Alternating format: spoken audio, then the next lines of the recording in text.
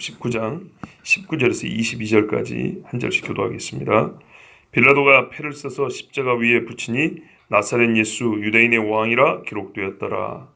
예수께서 못 박히신 곳이 성에서 가까운 곳으로 많은 유대인이 패를 놓는데 히브리와 로마와 헬라말로 기록되었더라. 유대인의 대제사장들이 빌라도에게 이르되 유대인의 왕이라 쓰지 말고 자칭 유대인의 왕이라 쓰라 하니 빌라도가 대답하되 내가 쓸 것을 썼다 한다.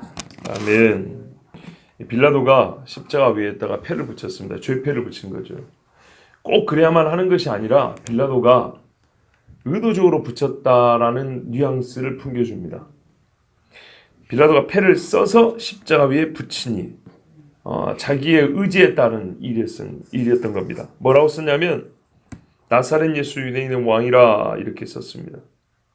만약에 죄패를 붙이는 것이 법에 집행하는 법에 그렇게 되어 있다 하더라도 죄의 명을 뭐라고 쓸 것이냐는 재판장의 의지했다는 것이죠. 나사렛 예수 유대인의 왕, 이게 빌라도가 쓰라고 명령을 내린 문구입니다.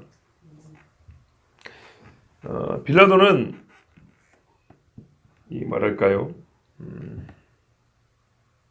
자기를 죽음에 내놓은 자, 곧 예수님이 누군지를 정확히 알았습니다. 이 말은 세상의 법으로 예수님이 유대인의 왕이었다는 것을 알았다는 뜻이 아닙니다. 세상의 법으로 유대인의 왕을 알았다면 자기가 앞서서 죽이려고 했을 겁니다. 진정한 유대인들 지금 몇 년을 경험해보고 있습니까? 진짜 유대인 만났어요. 율법을 가지고 있지만 전혀 율법의 백성이 아닌 사람들 중에서 진짜 율법의 백성을 만난 겁니다. 그러므로 예수님이 진짜 유대인이 아닌 자들에게는 왕이 될 수 없지만 진짜 유대인에게 있어서는 예수님은 당연히 왕입니다. 진짜 유대인에게 있어서는 유대인의 왕인 거예요. 빌라도가 알듯이 저 사람들은 다 가짜들이에요. 거짓말로. 그 빌라도도 알잖아요. 그래, 말 맞아. 니들에게는 왕이 아니야. 근데 진짜 유대인에게는 왕이야. 이 말에는요, 어떤 말이 또 들은지 아십니까? 헤롯, 그 사람도 가짜 유대인의 왕이지. 그렇지 않습니까? 정말 이 한마디는 엄청난 사실을 보여줍니다. 헤롯 입장에서 들으면 기분 나쁘잖아요. 나중에 생각해보세요. 유대 대제사장들이 자칭 붙이라고 했는데 그거 안 붙였답니다. 헤롯이 그 소식 들으면 기분 좋겠어요? 그리고 나사렛 예수라 했습니다. 제가 몇 번 말씀드린 역사적 예수 운운하는 사람들, 이 사람들은 역사적으로 예수님이 어떻게 사셨는가를 정확하게 찾아보자라고 말은 그랬는데 실제로는 성경이 말하는 신앙의 대상, 하나님의 아들로서 예수를 없애고자 하는 겁니다. 그 속을 잘 봐야 됩니다. 역사적으로 예수가 어떻게 사느냐 할 때 그 역사를 연구할 때 그 역사를 전부 다 말하면 세속적 관점에서 성경과 무관하게 소위 배경 운운하면서 예수님의 신성을 이렇게 지워버리는 식으로 연구를 합니다. 그래서 예수는 결국 수많은 신화적 인물 중에 하나, 또는 종교 지도자 중에 하나, 실패한 혁명가 중에 하나, 잘해야 도덕 선생이나 유대 랍비 중에 하나, 고작 예수님이 비판했던 사람들하고 동렬해 놓는 그 정도 수준으로 마칩니다. 이 사람들이 주로 역사적 예수, 겉보기는 그럴듯하죠. 예수님이 역사 속에 어떻게 살았는가? 그렇지, 예수님이 역사적인 인물이지. 그런 것 같지만 그 역사적이라는 말이 무슨 뜻이냐가 중요합니다. 그저 한낱 사람으로서 예수를 연구하겠다 이런 말입니다. 자, 이런 사람들에게 오히려 빌라도 이방인이 붙인 죄패는 그들의 전곡 심장과 폐부를 찌르는 검과 같습니다. 왜냐하면 나사렛 예수 이렇게 해놨다 이 말입니다. 이것은 2000년 전에 로마식 도시 갈릴리에 어쩌고 저쩌고 하는 그런 이야기가 아닙니다. 이사야 11장 1절 말씀에 이새 뿌리에서 난 한 가지가 있으니 넷째라고 했습니다. 보세요. 이 표현이 얼마나 좋아요. 이새의 뿌리. 이새 집안에서 다윗이잖아요. 이새의 집안이 어딘가? 유다 집안입니다. 유다 집안에서 그 뿌리로부터 하나님의 근원적 약속으로부터 나온 가지가 하나 있다는 거예요. 가지는 결국 열매를 맺는 거죠. 이 가지를 넷째라 하는데 이 모음을 빼버리면 우리말하면 한 인관에서 아, 이, 아 요거를 빼버리면 와 요걸 빼버리면 히읗, 니은 이렇게 남죠. 히브리어는 그런 식으로 씁니다. 아의 이오가 없어요. 원래 히브리어는. 기억니만 붙어있는 식이에요. 똑같은 말이에요. 가지, 넷째르, 나짜르 똑같은 말이에요. 그래서 성경을 아는 눈이 한 단계만 더 깊이 들어가는 사람은 알 수가 있어요. 언약의 자손입니다. 다윗의 집입니다. 다윗의 집에 누가 나옵니까? 다윗이 나옵니다. 왕이 나옵니다. 왕이. 자, 다윗의 집에서부터 난 한 가지가 바로 유대인의 왕이 되셨지만 유대인들은 그를 몰라봤고 십자에 못 박아 죽였습니다. 바로 이 사실을 알려야 됩니다, 여러분. 알리려면 뭘 알려야 되겠습니까? 예수님에 대해서 알리려면 정말 뭘 알려야 돼요? 그의 탄생, 사역, 죽음, 부활, 이게 큼직큼직을 알릴 때 예수님이 죽은 그 순간을 알려줘야 되지 않겠습니까? 그가 누구로 죽었냐, 왜 죽었냐를 분명히 알려줘야 되겠죠. 빌라도 본인은 모르지만 성령께서 지금 빌라도를 쓰고 계신 겁니다. 예수님이 누군지를 나타내 주는 겁니다. 정말 우리가 너무나 당연하지만 이렇게 질문을 받고 놓으면 이게 또 새삼스럽습니다. 새롭게 들립니다. 예수님이 죽을 때 그가 누군지를 이때야말로 정말 이 죽음을 세상에 알려줘야 되지 않냐고. 알려줘야. 여러분, 예수님을 죽인 유대인들은 반드시 자기들이 저지른 죄를 확인해야만 하는 순간입니다. 지금 이 순간은 하나님은 그들의 눈앞에 보여줍니다. 너희들이 무슨 죄를 지은, 이래서 너희는 유죄라고. 공의로운 재판장이신 하나님께서 유대인에게는 유죄를 선언하시고 본인의 의로우신 나는 약속한 대로 다윗의 집에서 가지를 일으켜 너에게 왕으로 주었다라는 것을 최종적으로 세상에 선포하신 것이 이 죄패이고 죄명입니다. 예수님의 참 정체죠. 자, 예수님께서 못 박이신 곳이 성에서 가깝다 그랬어요. 여기 성은 예루살렘이죠. 예루살렘 밖 어딘가입니다. 그것은 갈보리 언덕이고 골고다라 불리는 해골입니다. 다른 이름으로는 진박, 영문박 이렇게 말합니다. 옛날 우리 복음서가 있죠. 영문밖에 이렇죠. 율법에 따르면 속죄의 제물은요 피를 흘려서 제단불에 바릅니다. 그러나 남은 그 육체, 속죄의 제물의 육체인 고기와 가죽과 똥은 짐 밖으로 가져와서 정해진 장소에서 불을 사릅니다. 이게 속죄제의 규례입니다. 출애굽기 29장 14절 그 수소의 고기와 가죽과 똥을 짐 밖에서 불사르라 이는 속죄제니라. 레위기 9장에도 속죄제를 말하면서 마지막에 그 고기와 가죽은 진영 밖에서 불사르라 이렇게 되어 있습니다. 바로 이 말씀이 있기 때문에 우리는 예수님이 지금 죽으신 것이 속죄제물로 죽었다는 걸 알 수 있습니다. 그게 바로 대속입니다. 대속. 대신 속하였다 죄를. 벌써 오래전 이야기가 됐습니다. 4년 전에 히브리서 말씀 전할 때 정말 중요한 말씀이었는데 히브리서 10장 10절에서 13절에 우리에게 제단이 있는데 장막에서 섬기는 자들은 그 제단에서 먹을 권한이 없나니 이는 죄를 위한 짐승의 피는 대제사장이 가지고 성소에더라고. 그러니까 속죄제 제물 고기는 먹을 수가 없어요. 하나님께 다 불살라 줘버리니까. 화목제 고기는 다 뜯어 먹어도 돼요. 피는 대제사장이 가지고 성소에더라고. 그 육체는 영문 밖에서 불사름이니라.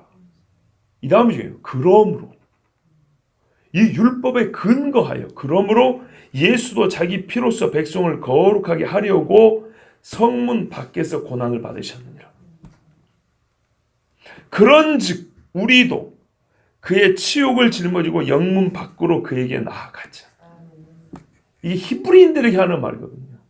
히브리인들아, 너희가 이 예수를 만나면 어찌해야 되냐면요, 영문 밖에 혹 이 지인에서 우리가 퇴출당하는 그런 지경이 있더라도 그리스도가 당한 이 수모가 내 수모가 되기까지 우린 짊어져야 한다는 얘기입니다. 이건 아주 간단히 말씀드린 거고 옛날에 히브리서 강의할 때 좀 더 깊게 말씀드렸는데 어쨌든 중요한 건 뭐냐면 바로 이 사실이 예수님이 속죄제물로 죽으셨다. 로마서는 화목제물도 얘기하죠. 예수님의 죽음의 의미는 구약의 제사가 거의 다 예수님의 죽음을 전체로서 다 펴놓습니다. 그 중에 속죄제물 되심은 여기서 정확히 가르쳐줍니다. 그러니 예수님의 죽음을 가지고 우리 죄와 무관하게 이야기하는 사람들은 다 거짓 선지자입니다. 우리 죄를 사하신 예수 아니면 도대체 그 예수는 우리하고 무슨 상관입니까? 사도 바울은 예수님이 계신 곳으로 주님의 치욕을 지고 나아가자고 했지만 수많은 사람들은 히브리서 6장 4절에서 6절 말씀과 같이 한 번 빛을 받고 하늘의 은사를 맛보고 성령에 참여한 바 되고 하나님의 선한 말씀과 내세의 능력을 맛보고도 타락하여 하나님의 아들을 다시 십자가에 못 박아 드러내놓고 욕되게 하고 있으니. 지금 이 말씀을 들은 자칭 그리스도인들 말입니다. 정말 이를 어찌할꼬 이 패를 보고도 회개하지 않고 이러고 지나간 유대인들하고 똑같은 거예요. 자기들의 죄가 눈앞에 걸렸는데도 자기 죄인 줄 모르고 하나님의 은혜와 은사를 맛보고도 예수 그리스도를 그렇게 드러내고 욕보인 것처럼 지금도 그러고 있어요. 제가 지금 히브리서 지금 이번 주에 6장 암송할 참 아닙니까? 예전에 설교도 막 했는데도 암송하니까 이게 다시 정말 가슴 깊이 들어오더라고요. 한참 읽으면서 외워보니까 정말 무서운 말씀이고 중요한 말씀이에요. 히브리와 로마와 헬라말로 기록되었더라. 자, 여러분 여기서 의문이 하나 있어요. 많은 유대인이 이 패를 읽는데 그랬어요. 그럼 히브리 말이면 되지, 그죠? 만약에 말이 자연스럽 같으면 많은 유대인과 헬라 사람과 로마인이 지나면서 읽는데 그래서 히브리와 로마와 헬라말로 썼다 이러면 말이 자연스러운데 말이죠. 많은 유대인들이 예루살렘의 유월절 저기 지키러 왔다가 지나가니까 읽는다 이 말이에요. 근데 왜 로마말 헬라말도 썼다 이렇게 강조해놨을까요? 빌라도가 의도가 그렇습니까? 성령께서 예수님의 영광을 위하여 빌라도의 마음을 움직인 겁니다. 예수님이 말하면 십자가를 지시기 전에 아들이 영광 받을 때가 왔다고 했어요. 그 영광을 우리는 말 들을 때는 그렇지 십자가 가지고 우리 주님이 많은 사람이 믿고 따랐지 영광이지만 하나님의 말씀은요 그 현장에서 먼저 이루어져야 된다. 뭐냐면 아들이 영광 받을 때라 그랬거든요. 십자가 그것이 바로 그때입니다. 그죠? 그러면 십자가를 지는 순간에 실제로 영광을 받아야 되는데 우리가 보기에는 수모를 당한 것밖에 없죠. 뭐 어떤 순간에서 우리는 영광을 포착하냐? 바로 여기서 영광을 포착할 수 있습니다. 그 누구도 예수님께 영광 돌리라고 의도한 적은 없고 생각한 적은 없지만 성령은 그 중에 빌라도를 택하여서 지금요 그의 무죄를 이미 드러내 주셔서 영광을 올리셨고 영광을 받게 하셨고 이 십자가에다가 어떤 유대인들을 원하지 않는 죄명을 붙였다는 걸 아셔야 돼요. 어떤 유대인도 원하지 않지만 하나님이 원하는 이름이에요. 나사렛 예수 유대인의 왕. 하나님의 언약대로 왔으니까 언약대로 일을 하고 계시니까 요 이름은 하나님만이 원하시는 이름이고 그러니까 하나님께 영광이 되는 이름이다. 아들이 영광을 받는 이름이에요. 근데 빌라도는요 그걸 모르죠. 모르지만 그래서 성령께서 하신 일이라는 겁니다. 여러분 과연 나사렛 예수 유대인의 왕이 죄를 적은 것이라 보여집니까?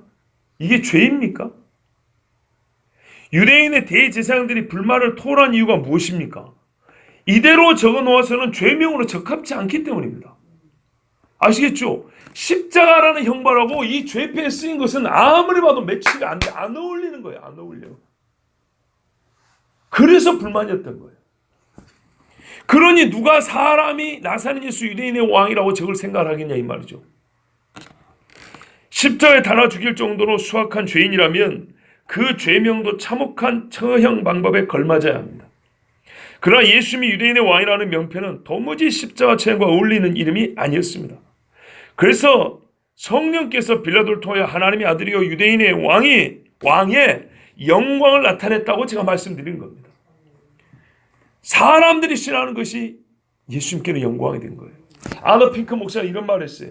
하나의 중요한 통찰인데 천사가 마리아에게 와서 수태고지 네가 성령을 잉태할 거다 할 때 뭐라고 말했냐면 그가 큰 자가 되고 지극히 높으신 이의 아들이라 일컬어질 것이요 주 하나님께서 그 조상 다윗의 왕위를 그에게 주시리니 왕입니다. 영원히 야곱의 집을 왕으로 다스리실 것이며 그 나라가 무궁하리라 하면서 태어나기 전부터 왕이라고 가르쳐줬어요.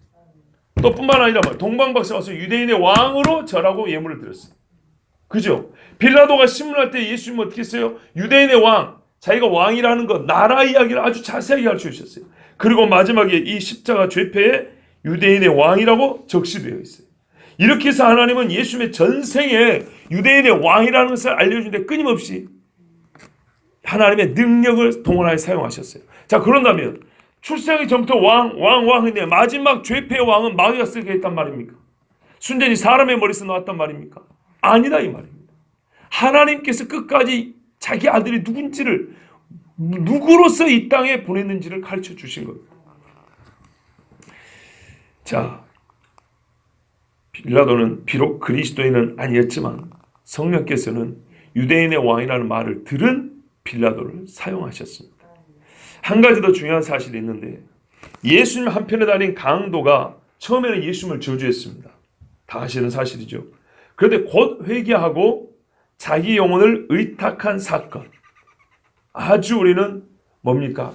감명 깊이 그 사건을 듣고 혹여라도 지금 죽어가는 사람도 복음을 듣고 구원받을까 할 때 이 말씀을 인용하고 있습니다. 뭐라 그랬습니까? 예수여 당신의 나라에 임하실 때에 나를 기억하소서 그랬어요. 제가 몇 주 전에도 이 죄평화와 죄명을 설교하면서 이 말씀을 드린 적이 있어요. 자, 보세요. 이 죄인이 요 고백을 하기 전에 들은 말씀은 고작 2마디 정도입니다. 여자여 보소서 아들이니 보라 네 어머니라. 이 마리아하고 요한에게 했던 이야기하고, 또 하나는 아버지여 저들을 용서하소서 자기들이 하는 짓을 알지 못합니다. 요 2마디입니다. 이 2마디가 이 죄인의 마음에 깊이 파고들었던 겁니다. 근데 여러분, 그것만일까요?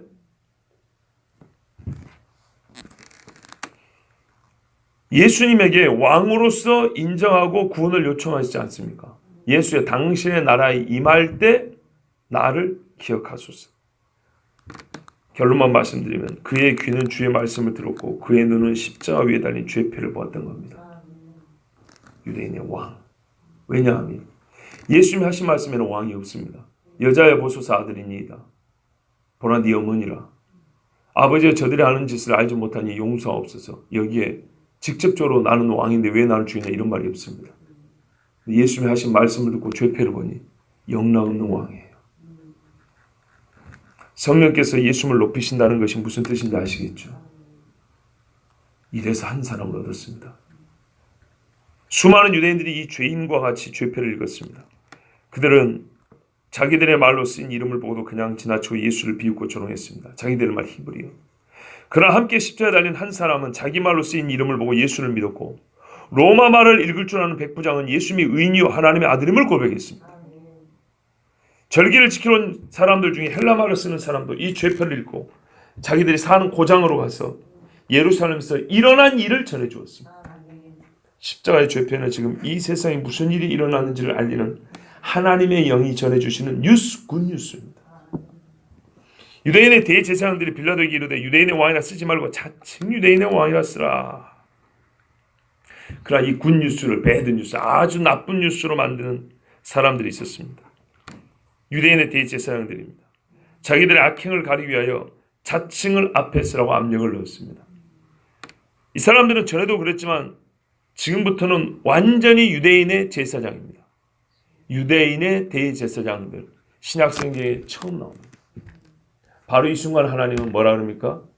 나의 제사장이 아닙니다. 구약성경 읽으면 여호와의 제사장이라는 말이 여러 번 나옵니다. 성경에도 아론의 자손을 뭐라 하냐면 여호와의 제사장 역대하에도 이런 말씀이 있어요. 여러분, 역대하면 어느 시대입니까? 솔로몬 이후 그 유다와 이스라엘이 갈라진 시대 아닙니까? 그 시대 때도 뭐라면 아론의 자손 여호와의 제사장 이렇게 불러줬어요. 그중에 타락한 인간이 얼마나 많아요. 그런데 여기까지 와버리자. 히브리서 5장에 우리에게 대제사장, 큰 제사장 예수님 있죠. 예수를 죽인 이 사람들은 하나님이 그 순간 유대인의 제사장으로 격화시켜버렸어요. 너는 나하고 상관이 없다고.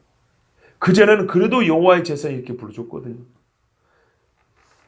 이스라엘 사람들이 언제부터 모세의 백성을 불려하면 금송아지 숭배할 때입니다. 하나님이 그래요. 네가 데리고 온 백성들 이렇게 해버립니다. 그러니까 모세가 큰일 났다는 거예요.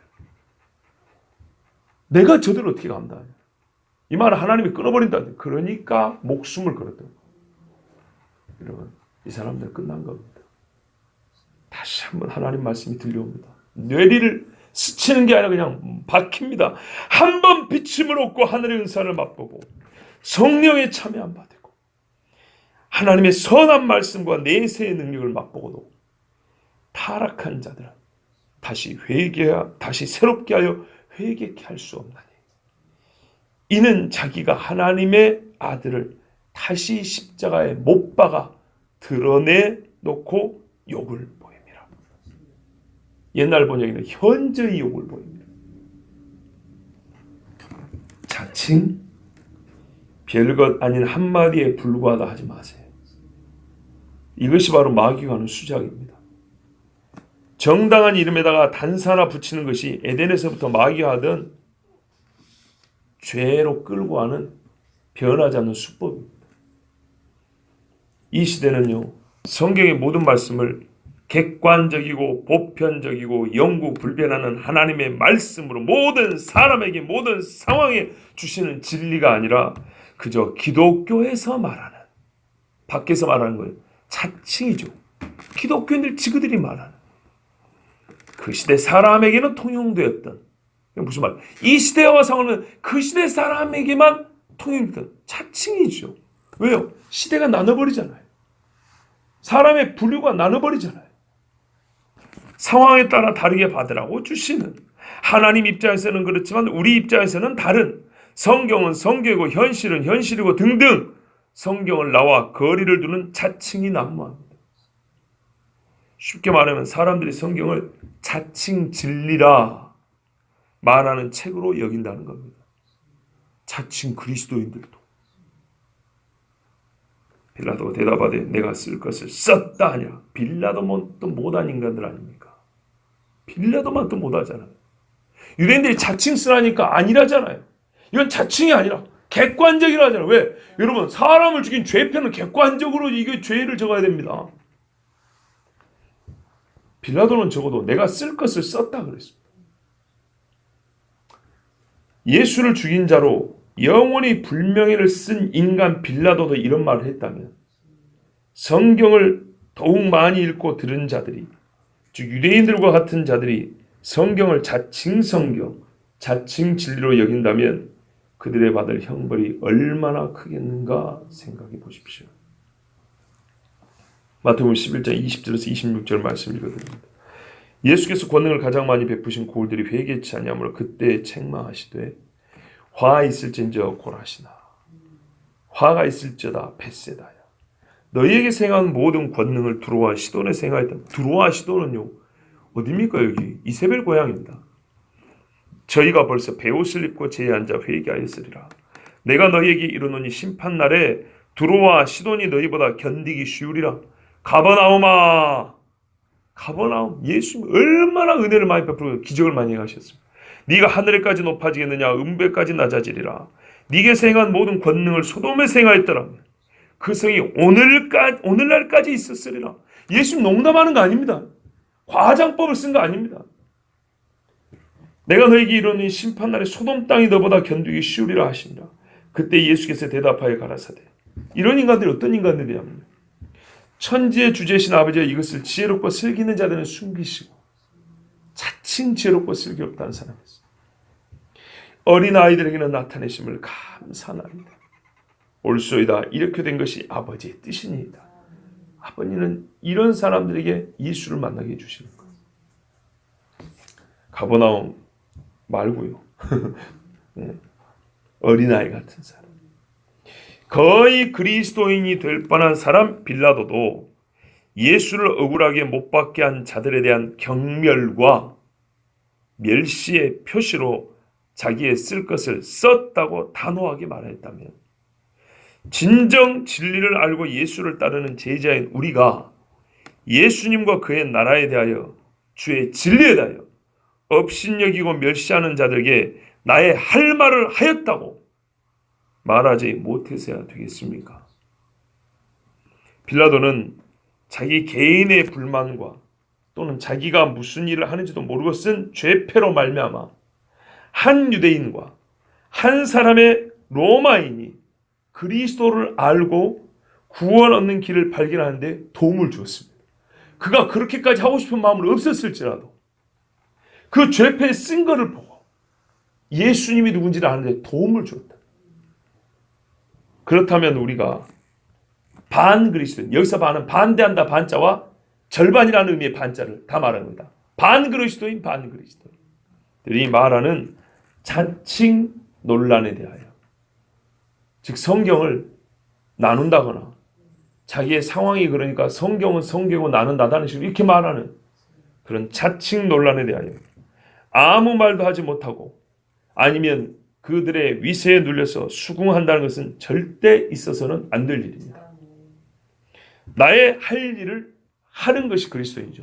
진리에 대하여 할 말을 하는 것이 그리스도입니다. 사도 베드로와 요한이 감옥에 갇혔다가 끌려날 때 대제사장들이 매를 때리고 이 이름으로 가르치지 말고 말하지 마라 그럽니다. 잘 들으세요. 기적을 행하지 마란 말이에요. 말하지 말고 가르치지 말라 그랬어요. 그런데 뭐라 그랬습니까? 하나님 앞에서 하나님의 말을 듣는 것과 사람의 말을 듣는 것 어느 것이 더 옳은지 너희가 스스로 판단해 봐라 이러고 나갑니다. 우리는 보고 듣는 것을 말하지 아니할 수 없노라. 그리고 또 한 번은 감옥에 갇혔을 때 뭐라고 천사가 와서 툭툭 치면서 이렇게 하면서 너희에게 주신 말씀을 다 전하라 이렇게 말합니다. 이게 하나님의 뜻입니다. 나의 할 말을 하십시오. 자기 의견을 다 말하는 것이 아니라 여기서 나의 할 말은 뭐죠? 적어도 빌라도 이상으로 예수님이 누군지에 대하여 그가 무엇을 가르쳤는지에 대하여 진짜 생명 얻는 길이 무엇인가에 대해서 나의 할 말을 다 하셔야 됩니다. 나사렛 예수는 유대인의 왕이요 그의 십자가 대속 죽음을 믿는 자만이 구원을 얻고 주가 주신 모든 계명은 그를 믿는 자, 예수를 사랑하는 자가 반드시 지켜야 한다고 나의 할 말을 하십시오. 하나님의 계명과 예수에 대한 믿음을 지키는 자들이니라 라는 요한계시록에 성령이 이르신 말씀. 그들을 부를 때 저들이 누굽니까 할 때 저 사람 하나님의 계명과 예수에 대한 믿음을 지킨 자들입니다. 마치 그는 죄패가 아니라 우리 이마에 새겨진 하나님께서 주신 상급이죠. 내가 왜 상을 주는가? 왜 생명을 주는가 할 때 하나님이 그 이유를 써준 겁니다. 나의 계명을 지켰느니라. 예수에 대한 믿음을 지켰느니라. 우리 하나님께서 우리가 그리스도인으로서 마땅히 할 말을 하면 사람 앞에서 인자를 시인하면 주께서 우리를 이와 같이 시인해 주실 줄 믿습니다. 뭐 믿습니다 아니라 시인해 주십니다. 기도하겠습니다. 하나님 아버지 감사합니다. 오늘도 사랑하는 주의 자녀들이 모였어.